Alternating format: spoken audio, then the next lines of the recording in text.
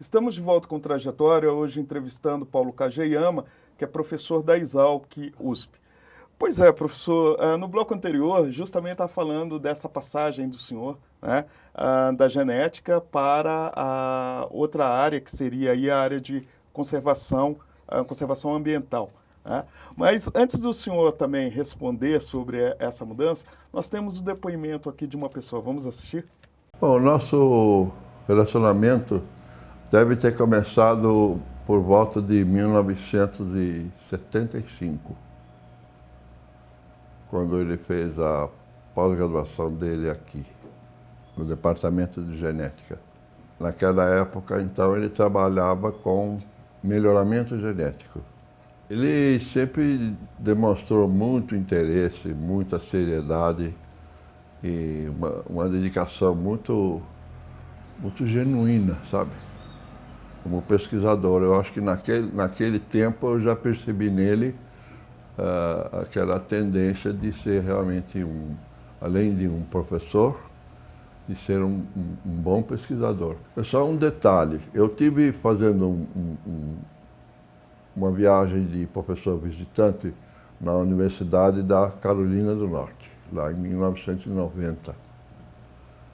E ele, por coincidência, também estava lá. Só que depois disso, quando ele retornou, ele começou a se interessar por conservação genética. Então aí ele abandonou a área de melhoramento genético e entrou na área de conservação da nossa biodiversidade. E eu entrei nesse esquema também influenciado por ele, né? E pelo que eu tinha visto lá na Carolina do Norte.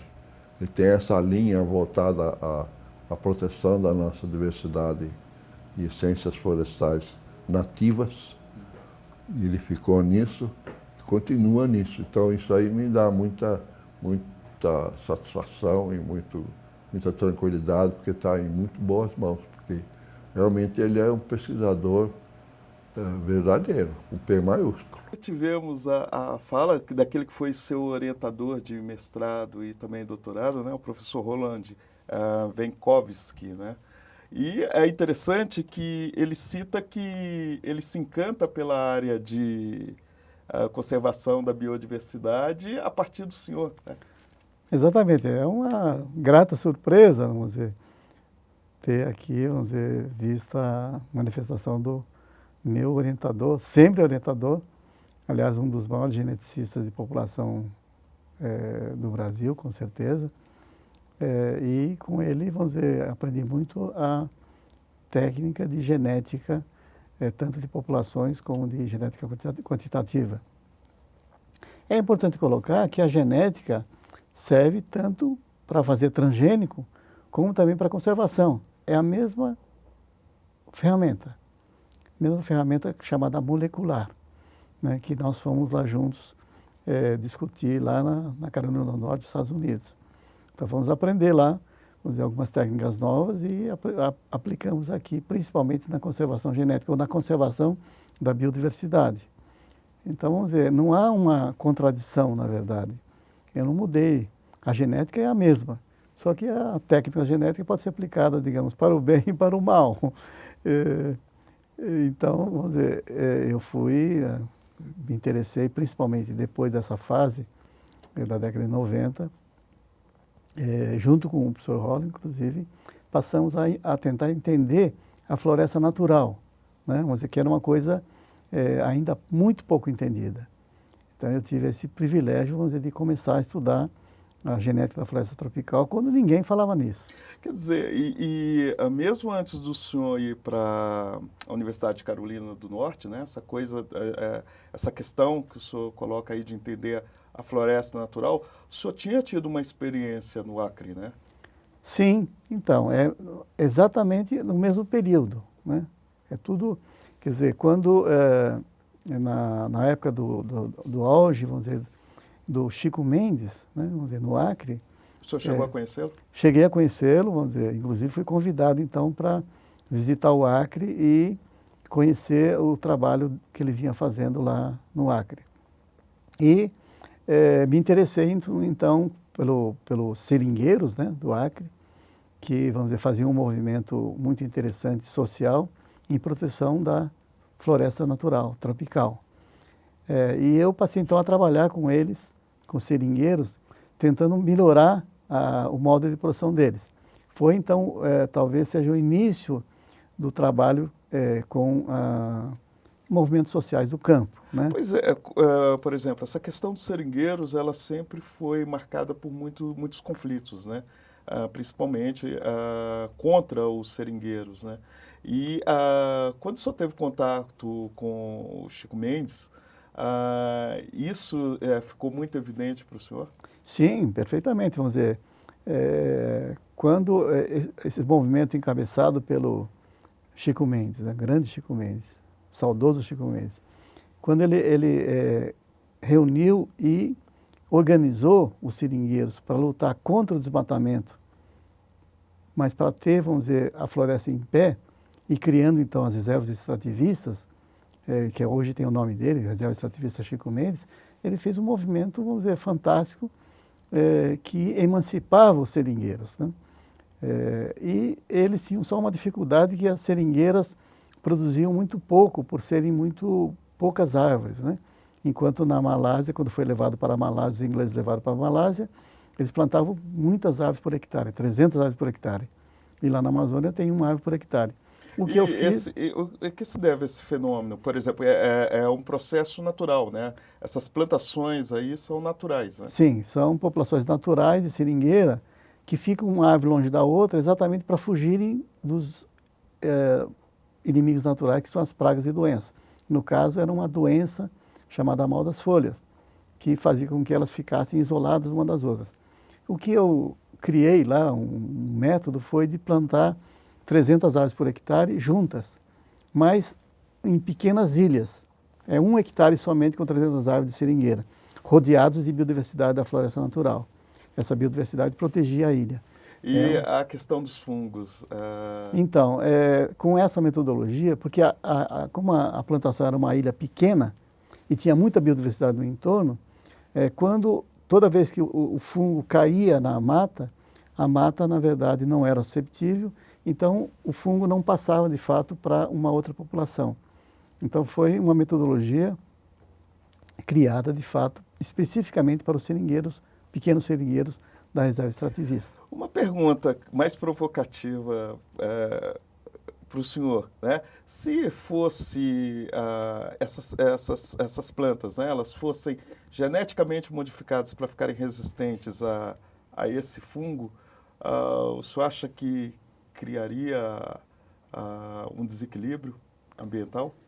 Na verdade, a gente estaria criando o que é um problema, na verdade, é que está se colocando alguma coisa que é completamente estranha à população. Porque, normalmente, o que se usa, por exemplo, a transposição, digamos, de um gene, de uma bactéria ou de um fungo de solo, por exemplo, para uma planta, né? E sem a devida atenção, sem o devido estudo de segurança, não, de biossegurança, na verdade, né? Os estudos de biossegurança são muito escassos, de fato, para comprovar, de fato, que não há nenhum efeito sobre a saúde humana, sobre a saúde da fauna e sobre a biodiversidade. Não há comprovação absoluta. É isso que a gente é contra. Não contra o transgênico em si, mas contra a forma como está sendo introduzido no Brasil, sem o devido cuidado, pensando somente no lucro, né? Porque os transgênicos são basicamente, vamos dizer, para vender a semente associada ao agrotóxico. São as grandes indústrias que se associaram, né, com a semente e o agrotóxico juntos, né, combinadamente, pensando somente no lucro e muito pouco na biossegurança. É aí que o senhor conhece a Marina Sintra? Foi ministra do Meio Ambiente? Sim, foi nesse trabalho no Acre, junto com os seringueiros do Acre, que tomei contato com a Marina, que estava, então, iniciando a sua carreira. Vamos dizer, tinha vindo do Seringal, com 16 anos, como todos sabem, né? Era analfabeta com 16 anos, aí vem para a cidade, faz os cursos todos supletivos, né? Rapidamente recupera tudo e presta história, e fica professora de história e fica uma grande líder, professora líder do movimento, então, político. E o senhor acompanhou todo esse processo dela? Acompanhei, exatamente. Quando eu cheguei lá, vamos dizer, ela estava exatamente nessa fase de professora e candidata a vereadora. Foi a vereadora mais eleita, depois a deputada mais eleita, depois foi eleita senadora e com 42 anos era ministra. Pois é, e o senhor compôs aí o ministério, né? O senhor foi diretor do ministério da ex-ministra, diretor de biodiversidade, né? Quer dizer, como é que foi? Eu só acompanhando a trajetória de uma pessoa, né, semi-alfabetizada, que depois consegue chegar ao curso superior e se torna senadora e ministra.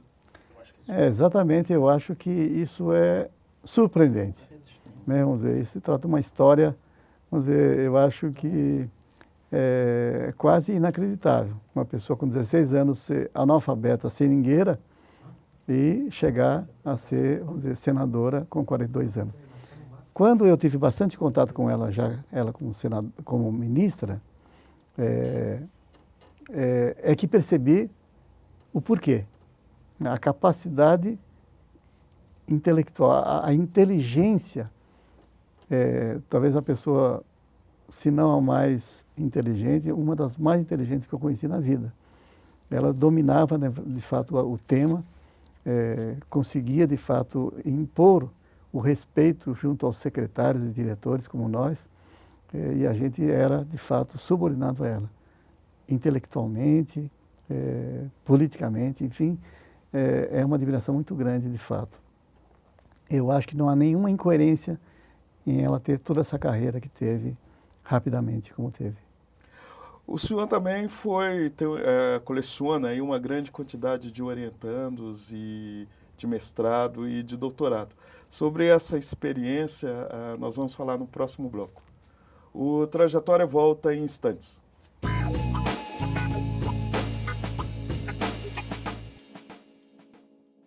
Estamos de volta com o Trajetória, hoje entrevistando Paulo Kageyama, que é professor da Exalc USP. No bloco anterior, professor, eu até cheguei a comentar que o senhor é um campeão, né, de orientação de dissertações de mestrado e defesas de tese. Nós temos aqui os dados, né, foram 50 dissertações de mestrado que o senhor orientou e 20 teses de doutorado, né?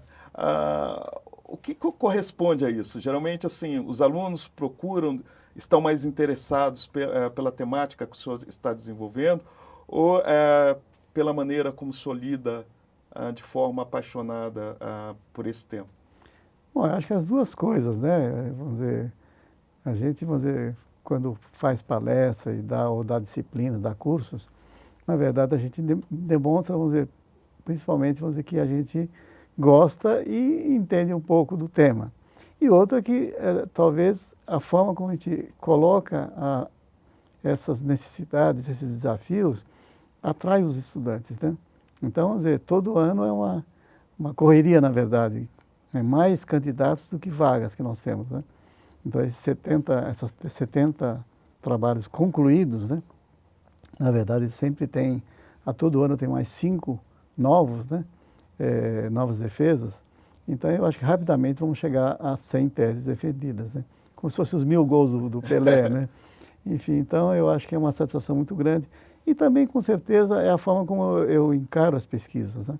Eu incluo sempre o conteúdo social nesses trabalhos, né? Eu acho que isso uma coisa que diferencia de fato, né? Vamos dizer, eu não trabalho com a biodiversidade, vamos dizer, amorfa, né? É uma biodiversidade para quem? Né? Para quê? Então, sempre não é uma biodiversidade sem gente, né? É com gente. Eu tenho orgulho de dizer que a gente abriu a universidade para os movimentos sociais do campo, para os pequenos produtores, para os pobres, de fato, né? Então, isso também é uma outra, esse caráter social das pesquisas também atrai muito os estudantes, principalmente aqueles que têm, enfim, essa sensibilidade social, né? Inclusive, sobre isso, nós temos um depoimento aqui de uma pessoa. Paulo Kageyama eu conheci ele ainda durante a graduação aqui na Exalc, que eu estudei agronomia e ciências agronômicas aqui na Exalc. Inicialmente fazendo mestrado, eu continuei, depois doutorado e depois posteriormente como pesquisador e depois como professor aqui, eu nunca deixei mais de trabalhar com o Paulo. Nesse trajeto, né, foi ele que, na verdade, me motivou a seguir a carreira acadêmica, né? Porque o Paulo é uma pessoa que consegue conciliar muito bem, como poucos, a pesquisa científica com questões sociais e socioambientais aqui no Brasil. A gente vê nele uma capacidade de levar o conhecimento científico de forma aplicada, tanto na conservação como na produção, e também trazer as questões aí emergentes que a gente tem no Brasil, principalmente na questão das relações do homem no campo, e ver quais os anseios em termos de pesquisa e o papel da universidade nesse contexto. Ele é uma pessoa incansável, consegue batalhar tanto no meio acadêmico, na formação de estudantes, né? Ao longo dessa carreira dele, ele formou um grande número de estudantes, eu nem sei esse número, mas ele é muito grande, e as questões políticas e governamentais, né? Então ele tem uma amplitude de atuações aí que é extremamente louvável.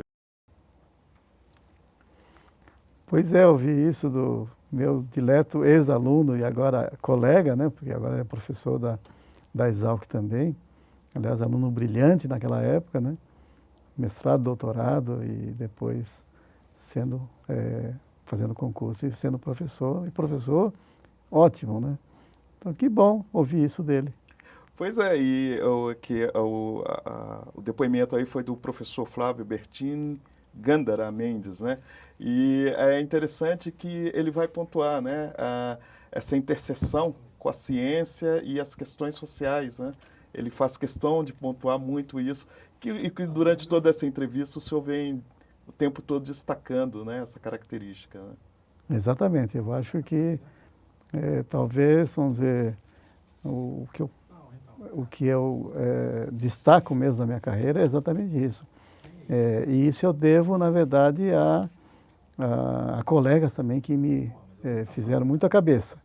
Então, por exemplo, o professor Marcos Sorrentino, por exemplo, quando chegou ao departamento, exatamente também nessa década de 80, sempre na década de 80, ele, na verdade, me influenciou muito, vamos dizer, e a gente fez uma dupla muito forte até hoje, nesses 30 anos também, vamos dizer, trabalharmos juntos o aspecto ambiental e o aspecto social.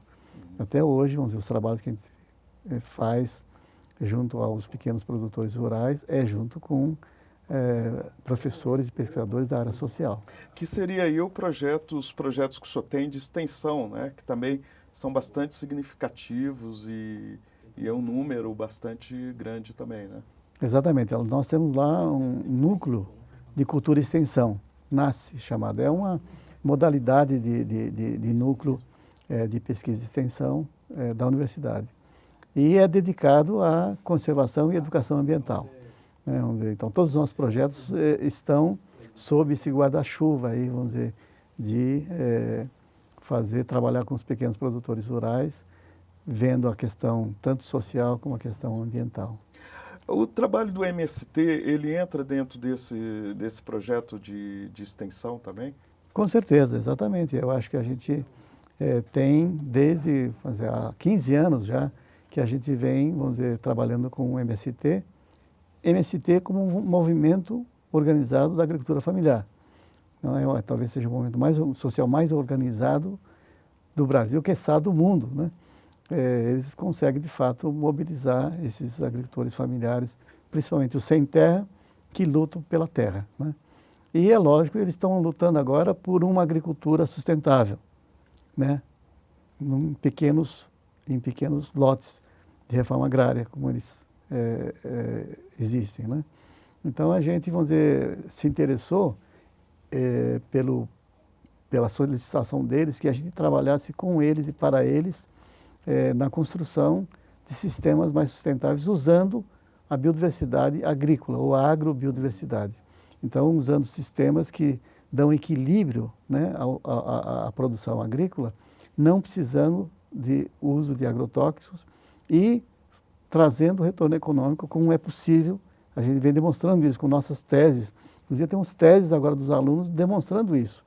Então, é uma demonstração de que é possível alimentar assim, o povo, a população, mesmo crescente, com técnicas de alimento saudável e dando renda ao agricultor.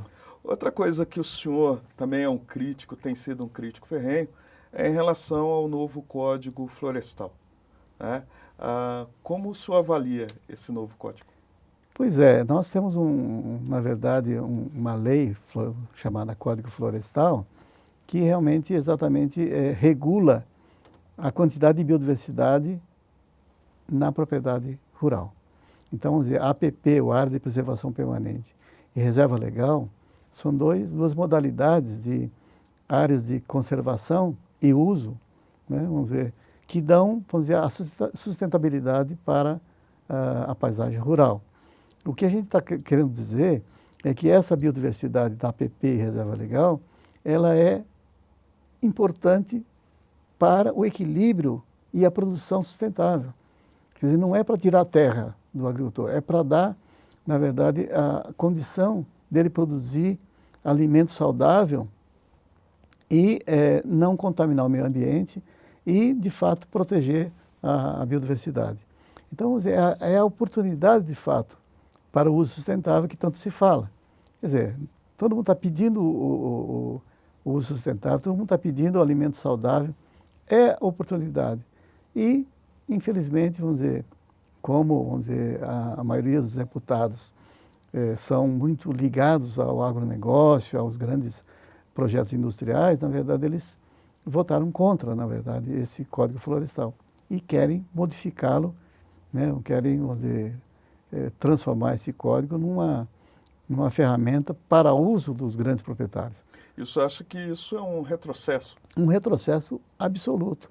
Então, vamos dizer, a gente, vamos dizer, entrou nesse movimento atual, né, que é muito grande.